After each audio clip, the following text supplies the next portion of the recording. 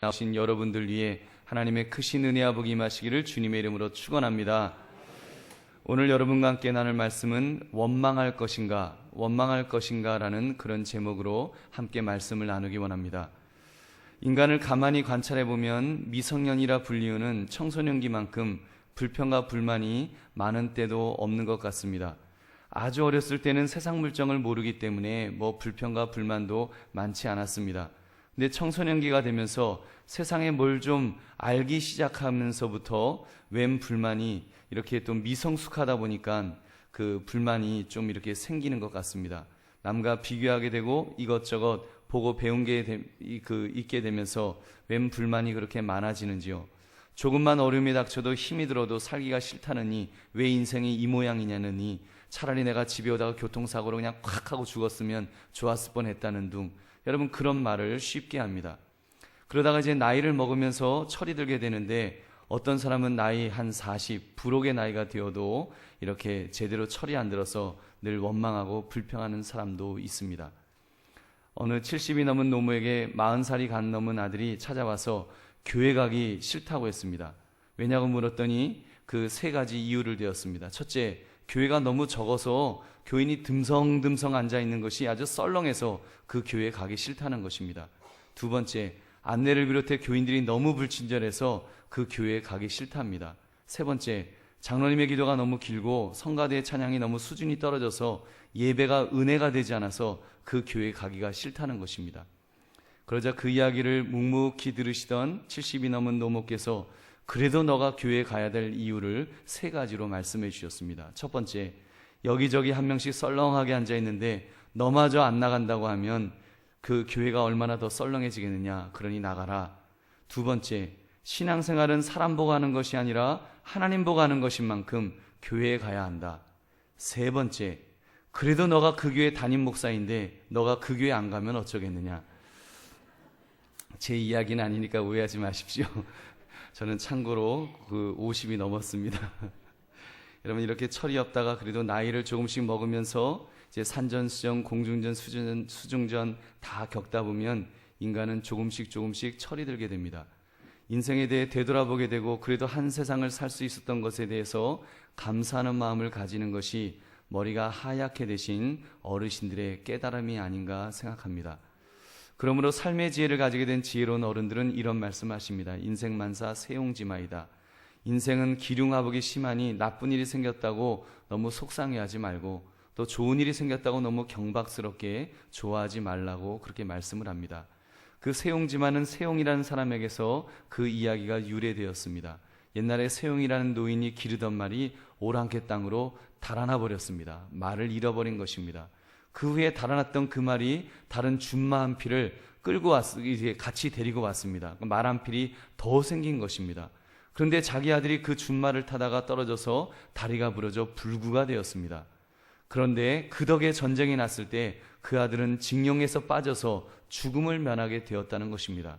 나쁜 일도 좋은 일이 될 수 있고 좋은 일도 나쁜 일이 될 수 있다. 그런 이야기일 것입니다.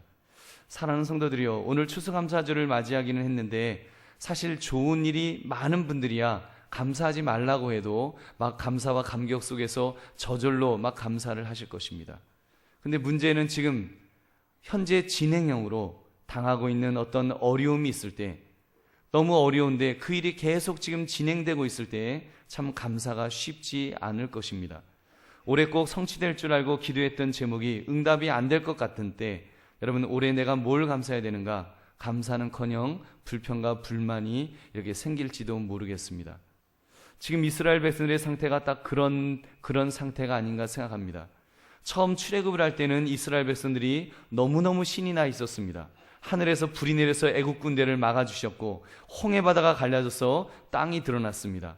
양쪽으로 바닷물이 솟구쳐갖고 막 물벽을 이루고 있고 그 중간에 기적적으로 마른 땅이 생겨서 그 땅을 밟으며 홍해를 건널 때 아마 이스라엘 백성들의 마음은 심장이 터질 것 같은 그런 아주 감격 속에서 건넜을 것입니다. 막 하나님의 살아계심을 믿게 되고 그들이 하나님의 자녀가 된 기쁨을 만끽했을 것입니다. 낮에는 구름 기둥이, 밤에는 또 불기둥이 그들을 인도해 주었습니다. 그때는 콧노래가 저절로 나오고 감사와 찬송이 터져 나왔을 것입니다. 그런데 그런 감동은 불과 사흘을 넘지 못했습니다. 이스라엘 백성들이 수르 광야를 지나게 되었는데 사흘 동안 물을 얻지 못한 것입니다.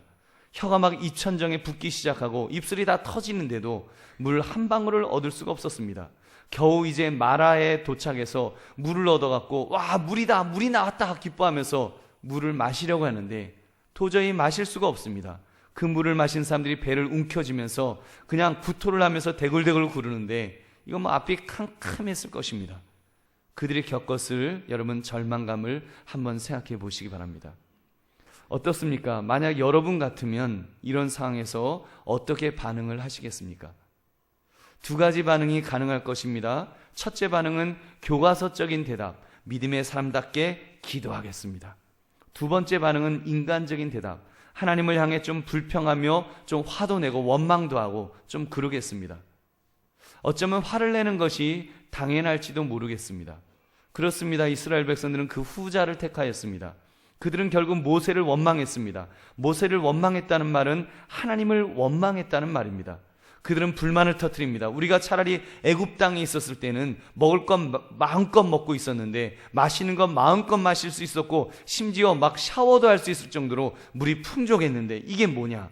우리 이곳까지 끌고 와서 우리 다 지금 목말라 죽게 만드느냐? 불평과 원망을 했던 것입니다. 사랑하는 성도들이여, 여러분이 살아오면서 이런 상황을 만나본 적은 없으십니까? 내 자신이 나름대로 하나님 앞에서 헌신하고 기도하고 예배드리고 은혜를 사모했는데 내가 그렇게 신앙적으로 노력한 것만큼 평탄한 인생을 하나님께서 보장해 주시던가요? 기도하면 척척 응답을 해 주시던가요? 여러분, 아니지요. 오히려 그 정반대인 경우도 있으셨을 것입니다. 지금은 웃으시면서 이 자리에 앉아 계시지만 어쩌면 어제까지 기도원에 올라가서 막 정말 창자가 끊어지는 듯한 아픔 속에서 부르짖어 기도하며 하나님 좀 나 좀 살려달라고 그렇게 부르짖어 기도하다가 오신 분도 계실 것입니다. 또 어떤 분은 실직의 아픔 속에서 새 직장을 찾으며 기도했는데 대기업에서 오라는 연락이 왔던가요? 남들에게 말도 못한 채 내색도 못한 채 혼자 긴 그 어둠의 터널을 지나가시는 분도 계실 것입니다. 내가 그렇게 헌신했는데 어떻게 하나님이 이러실 수 있느냐? 막 이런 말이 나올지도 모릅니다. 너무 실망이 돼서 이제 하나님을 원망하며 뒤돌아가 버리고 싶은 그런 심정일지도 모릅니다. 그런데 말입니다, 사랑하는 성도님들, 이때 우리가 실망하고 하나님을 원망하는 것이 당연한 일일까요? 이때 원망이 아닌 다른 길을 선택하는 것은 없겠느냐는 말입니다. 물론 그래도 고집스럽게 원망을 선택할 수도 있습니다. 지금 이스라엘 백성들처럼 원망하고 불평하고 뒤로 낮아빠질 수도 있습니다. 그러나 그것이 과연 지혜로운 그런 태도이겠습니까? 여러분, 그것이 과연 우리에게 유익을 주는 태도이겠습니까? 하나님께서 과연 그런 모습을 원하시는 것일까요? 여러분, 아닙니다. 여러분, 이때 우리가 선택해야 될 태도는 교과서적인 것 같지는 모르지만 교과서처럼 너무 이거 진부하다 그렇게 느껴질지 모르지만 여러분, 첫 번째 선택을 하셔야 됩니다. 기도 말입니다. 기도해야 됩니다. 여러분, 이 어려움을 만났을 때 모세가 여호와께 부르짖은 것처럼 그렇게 기도하는 것이 그것이 살 길입니다. 기도하는 것이 진짜 살 길입니다. 이것이 바로 믿음의 사람이 가져야 될 마땅한 태도인 줄 믿으시기 바랍니다.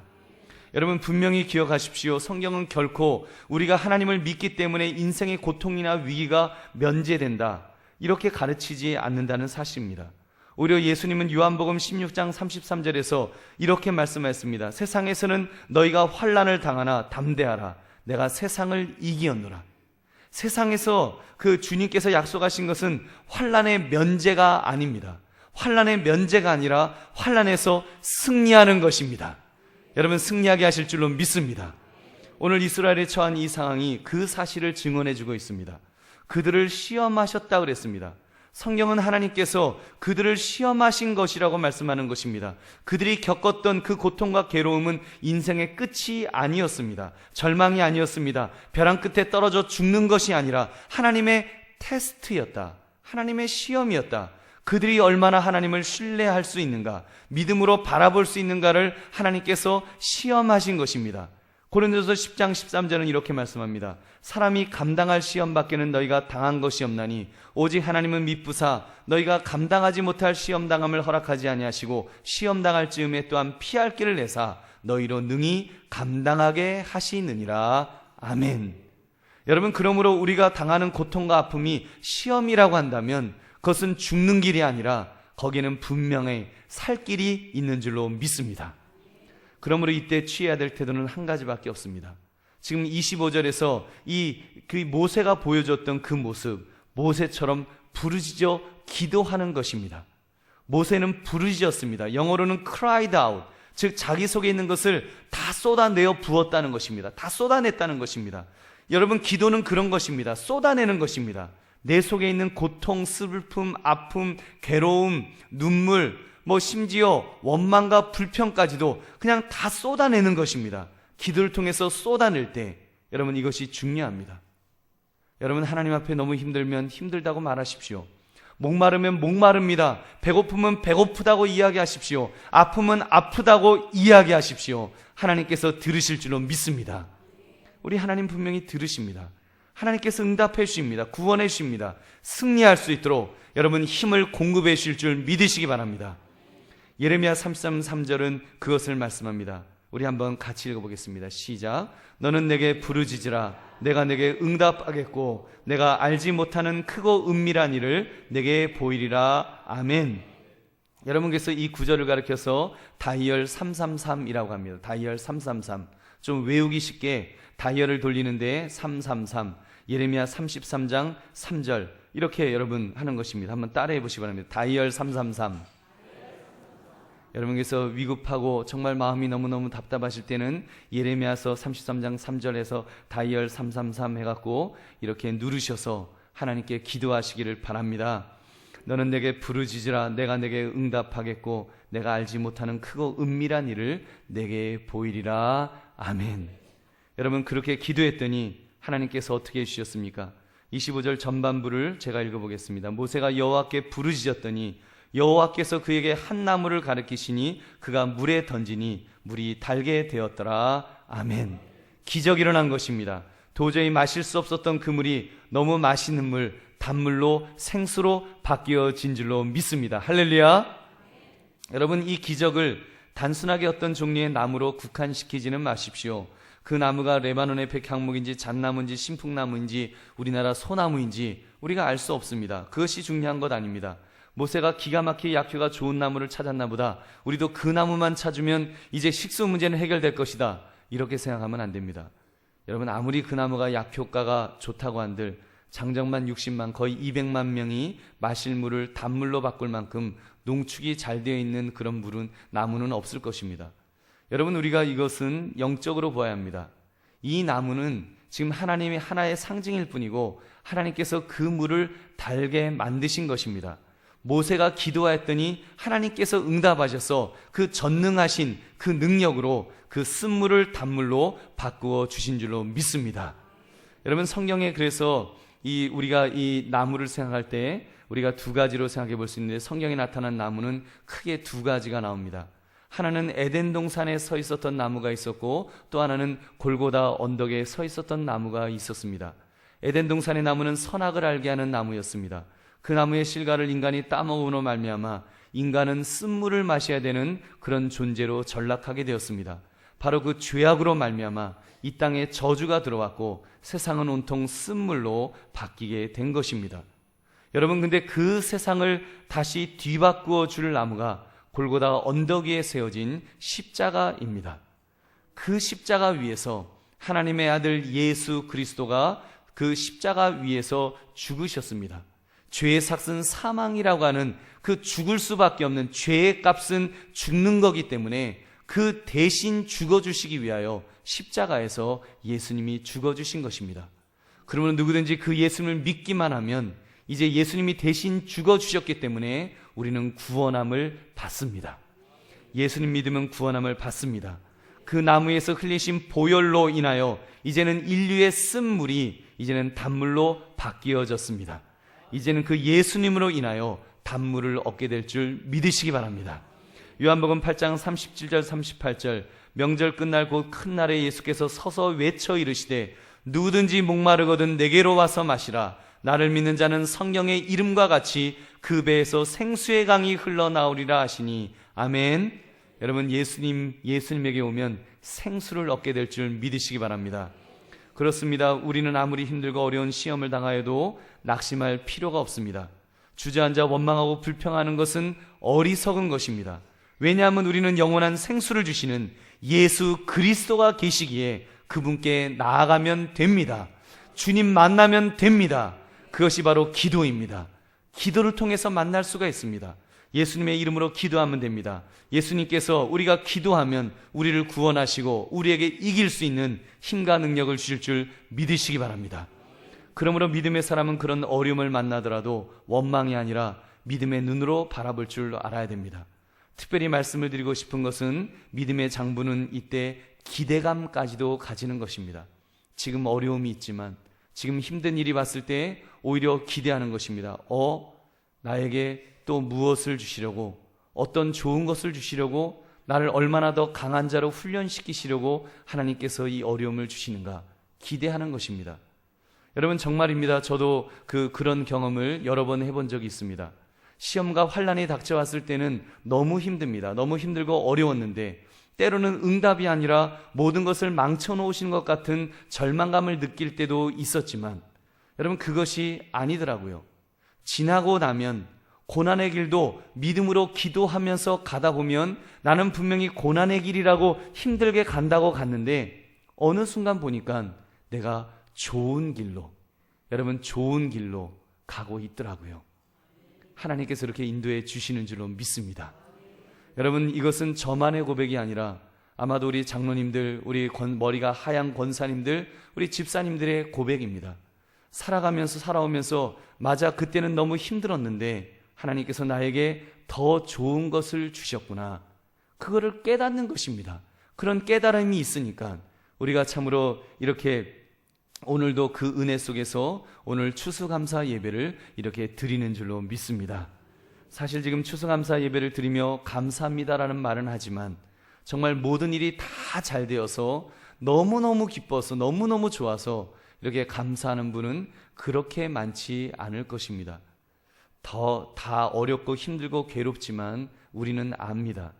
이 마라의 쓴물이 마실 수 없는 물이 아니라는 것을, 살아계신 하나님 아버지께 예수님의 이름으로 기도하면 쓴물을 변하여 단물로 만들어 주실 것을 우리는 믿습니다.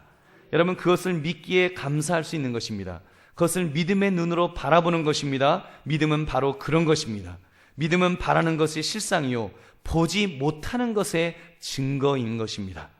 여러분, 오늘 이스라엘 백성들도 믿음의 사람처럼 그 한 발자국을 더 나아갔더라면 놀라운 것을 경험했을 것입니다.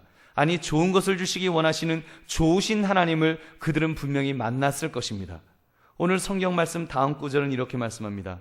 하나님은 이미 문제 해결, 답안지까지 예비하시고 그리고 주신 문제였다고 그렇게 성경은 말씀하고 있습니다. 그 마라에서 그 물이 단물이 되는 기적이 없었을지라도 하나님은 더 좋은 것을 이미 다 예비해 놓고서 이 시험을 치르도록 해주셨다는 것을 말씀하고 있습니다. 우리 27절 말씀 함께 읽겠습니다. 시작. 그들이 엘림에 이르니 거기에 물샘 12과 종려나무 70그루가 있는지라 거기서 그들이 그물 곁에 장막을 치니라. 아멘. 여러분, 엘림은 마라에서부터 한 10km 정도밖에 떨어져 있지 않은 곳이라고 합니다. 걸어가도 좀 우리 빠른 걸음으로 가면 10km면 한 1시간 반 정도면 갈 수 있는 가까운 거리입니다. 거기에 우리 하나님은 이미 엘림을 준비해 두셨습니다. 거기에는 물샘이 자그마치 12개나 있다고 그랬습니다. 종려나무가 70그루가 있었습니다. 사막에서 물샘이 12개라면 종려나무가 70그루라는 것은 굉장한 것입니다. 오아시스를 12개나 만나는 것 같은 그런 효과입니다. 어마어마한 발견인 것입니다. 우리 하나님은 천국과 같이 아름다운 그런 오아시스를 이미 예비해 두신 줄로 믿습니다. 여러분, 이미 하나님은 살 길을 다 열어놓으셨습니다. 그 백성들이 믿음의 눈으로 하나님을 바라보며 하나님만 의지하면 당연한 수순으로 얻게 되어 있었다는 것입니다. 근데 그들은 그 시험에 사실 제대로 통과를 못했습니다. 그들은 하나님만을 바라볼 줄 몰라서 원망하고 불평하고 그렇게 하다가 하나님을 의심했습니다. 저는 오늘 말씀을 읽으면서 그런 아쉬움이 생겼습니다. 그때 이스라엘 백성들이 원망하지 않고 인내하다가 조금만 더 참으면서 인내하다가 엘림으로 들어갔더라면 얼마나 더 좋았을까? 그랬으면 그들이 얼마나 감격이 있었을까? 막 너무너무 막 감사해. 하나님 너무너무 감사해요. 그 생수를 마시면서 벌컥벌컥 마시고 막 야자수도 따먹든지 하여튼 뭐 이러면서 너무 좋아서 너무너무 기뻐했을 것입니다. 근데 불평하고 원망했으니 지금 이 엘림에 들어가면서도 얼마나 부끄러웠겠습니까? 얼굴이 새빨개져 갖고 정말 부끄럽다. 하나님 죄송해요. 그러면서 그 생수를 눈치 한번 보고 물 한 모금 먹고 이러면서 있어야 되는 여러분 안타까운 그 모습을 우리는 보는 것입니다. 사랑하는 성도님들, 그러므로 우리는 엘림을 예비하시는 하나님을 바라보시기를 주의 이름으로 축원합니다. 하나님은 늘 엘림을 예비하시는 분이십니다. 우리에게 필요한 것이 있으면 당연히 주십니다. 우리에게 후히 주시고 꾸짖지 않으시는 분이라고 그 성경은 말씀합니다. 하나님은 더 좋은 것을 주신다고 했습니다. 아들도 아끼지 않으셔서 그 아들을 우리를 구원하시기 위해서 천국에 들어갈 수 있도록 천국까지 예비하시고 아들도 아끼지 않으신 그런 하나님이신데 우리에게 무엇을 아끼시겠냐는 말입니다. 우리 하나님이 원하시는 것이 있다면 그러므로 그렇게 후히 주시기를 원하시는 우리 하나님은 우리에게 딱 한 가지 원하십니다. 딱 한 가지. 그것은 바로 부르짖어 기도하는 것입니다. 부르짖어 기도하기를 원하세요. 왜 부르짖어 기도하기를 원하시는가 하면 우리가 부르짖어 기도할 때 하나님께서 힘을 공급하셔서 우리가 그 어려움에서 이기고 승리할 것을 원하시기 때문인 줄로 믿습니다. 하나님은 우리가 승리하기를 원하십니다. 그래서 우리에게 힘을 주시기를 원하시는데 그 힘을 주시는 방법이 모세가 부르짖어 기도한 것처럼 우리가 부르짖어 기도하는 것입니다. 여러분, 그런 점에서 저는 기도를 이렇게 한번 표현해 보고 싶습니다. 기도는 문제 앞에서 한 발짝 뒤로 물러서는 그런 효과가 있다. 여러분, 우리가 문제가 있을 때 막 그 문제가 너무 크면 클수록, 그 문제가 어려우면 어려울수록 그 문제에 그냥 이렇게 꽉 붙들려집니다. 그래서 문제에 꽉 붙들려갖고 어떤 분은요 문제를 꽉 붙들고 있고요, 심지어 잘게 썰어가지고 주머니에 넣고 다니면서 그냥 24시간 내내 하나씩 꼭꼭꼭 씹으면서 문제 어려움 이러면서 다니는 분들도 있습니다. 여러분, 그것이 얼마나 어리석은 것인지요. 여러분, 문제가 있을 때 그 문제를 놓고 하나님 앞에 기도해 보십시오. 그러면 한 발짝 뒤로 물러서게 되어 있습니다. 한 발짝 뒤로 물러서는 순간 여러분, 그 문제보다 크신 전능하신 하나님을 발견하게 될 줄로 믿습니다. 전능하신 하나님, 그 거대하신 하나님을 발견하게 되면 그때는 여러분 문제가 아닙니다. 요까지 문제였구나, 이거 아무것도 아니었구나, 그러면서 하나님을 의지하게 되어 있습니다. 그렇게 기도하다 보면, 그래서 그 하나님을 만나면 감사가 저절로 나오게 됩니다. 왜냐하면 하나님께서 우리가 그 하나님을 만나는 순간 하나님은 말씀하실 것입니다. 아무개야, 내가 너의 그 아픔을 안다. 너의 그 슬픔을 안다. 너가 얼마나 힘든지 내가 알고 있다. 여러분, 주께서 말씀하시는 순간 그 응답은 곧 여러분 우리에게 그 문제가 해결되는 그 첫 출발이 될 줄로 믿습니다. 여러분, 그렇기 때문에 우리가 감사가 나오는 것입니다. 여러분, 사랑하는 성도님들, 이것이 믿음입니다. 이것이 믿음의 기도를 하는 사람의 당연한 모습입니다. 그렇게 믿음의 기도는 감사로 시작하는 것입니다. 감사로 먼저 감사할 수 있습니다. 감사하는 마음을 한순간도 잃어버리지 않을 수 있습니다. 여러분, 우리 환경이 늘 평탄하고 어려움이 없기 때문에 감사하는 것 아닙니다. 그런 세상은 우리 천국 가서나 우리가 만날 수 있지, 이 땅에서는 어려움이 있고 고통이 있고 시험이 있을 수밖에 없습니다. 여러분, 분명히 어려움이 있고 다 있지만 분명한 것은, 우리가 감사를 잃지 않을 수 있는 것은 기도를 통해 하나님을 발견하면, 하나님을 만나시면 우리의 마음속에 감사가 저절로 나올 줄 믿으시기 바랍니다. 여러분, 그것입니다. 그래서 기도하는 것입니다.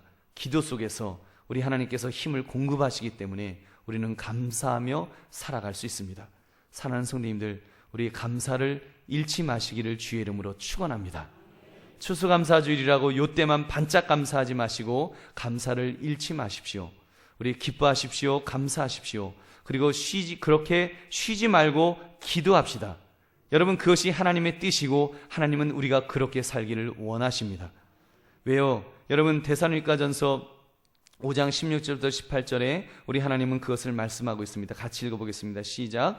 항상 기뻐하라. 쉬지 말고 기도하라. 범사에 감사하라. 이것이 그리스도 예수 안에서 너희를 향하신 하나님의 뜻이니라. 아멘. 여러분 항상 기뻐하고 쉬지 말고 기도하고 범사에 감사하는 것, 이거 같이 가는 것입니다. 여러분 우리가 기도할 때, 문제가 있어도 주님 앞에 기도하며 나아갈 때 우리 하나님께서 우리에게 감사하는 마음을 주시고 또 해결되어 주 앞에 기쁨 속에 나아가는 그런 은혜를 주실 줄로 믿습니다. 인터넷에 저는 광야대학 고생과에 다니고 있어요 라는 제목의 글을 올린 사람이 있어서 여러분에게 잠깐 소개하겠습니다. 저는 지금 학교에 다니고 있습니다. 성적이 별로 좋지 못해서 입학한 지 오래되었지만 아직 졸업을 못하고 있는 형편이지요. 내가 다니는 학교는 광야대학교 고생과입니다. 총장은 하나님이신데 어물쩍 넘어가는 일이 절대로 없는 분이십니다. 그래서 컨닝한다는 것도 불가능하고 시험을 볼 때도 누군가의 도움을 받을 수가 전혀 없습니다. 학비가 비싸냐고요? 예, 좀 비싼 편입니다. 인생을 모두 걸어야 할 정도니까요. 때로는 목숨까지도 저당 잡혀야 하니 결코 싸다고는 할 수 없습니다. 지금 내가 배우고 있는 과목은 버리기입니다. 욕심을 버려야 되고 내 고집을 버려야 하고 생각도 버려야 합니다. 인간적인 모든 수단 방법도 버려야 합니다. 그리고 죽음을 배우고 있습니다. 시체와 같이 사는 방법을 배웁니다. 죽은 사람은 말이 없지요. 감정도 없고 흥분할 일도 없고 실망하고 슬퍼할 일도 없습니다. 담담히 하나님만 바라보는 훈련을 하고 있답니다. 또 있어요. 하나님을 찬송하는 법을 배운답니다. 즐거울 때라면 누가 못하겠어요. 밤중에 찬송하는 법을 지금 아프게 배우고 있습니다. 병들어서도 가난해져도 주님을 찬양하는 법을 배우고 있어요. 인생의 밤중이 찾아왔을 때도 하나님을 찬송하는 것 잊어버리면 안 된답니다. 또 한 가지는 감사를 배우고 있습니다. 엎드러지고 쓰러져서 너무나 절망스러울 때도 감사하는 법을 배우고 있지요. 부유한 것도 하나님 은혜, 가난한 것도 주님의 주권 아래 있으니 믿고 감사해야 합니다. 건강한 것도 병든 것도 모두 감사해야 한대요. 근데 여기서 내가 매일매일 낙제를 해서 이렇게 졸업을 못하고 있잖아요. 이번에는 반드시 합격하리라 결심을 하고 도전해보고 있습니다. 합격하는 자에게는 졸업 선물이 주어지겠지요. 소망, 기쁨, 문제 해결이라는 은혜의 선물이 주어질 것입니다. 나는 그 선물을 받고 싶어요. 어서 고생과를 졸업하고 헌신 대학원에 들어가서 새로운 삶을 살았으면 합니다. 하나님 한눈만 살짝 감아주세요. 졸업할 수 있도록 도와주세요. 이번 시험에는 꼭 합격하도록 제발 도와주시기 바랍니다. 헌신 대학원 충성 박사과정에 어서 들어가고 싶습니다. 하나님 부탁해요. 은혜를 감사드리며. 여러분 좀 공감이 가지 않습니까?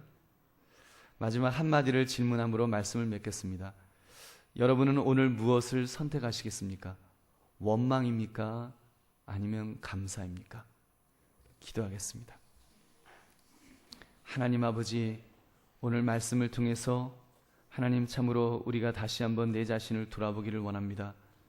추수감사절인데 원망할 것인가? 감사할 것인가? 이 질문 앞에 아버지여, 우리는 참으로 바른 대답을 할 수 있게 하셔서 하나님 참으로 기도 속에 하나님 공급하시는 힘을 얻게 하시고 하나님 그렇게 원하시는 대로 우리의 삶의 승리만 있게 하여 주시옵소서. 그래서 참으로 감사하며 살아가는 복된 삶이 될 수 있도록 은혜 내려 주시옵소서. 감사드리며 예수님 이름으로 기도드립니다. 아멘.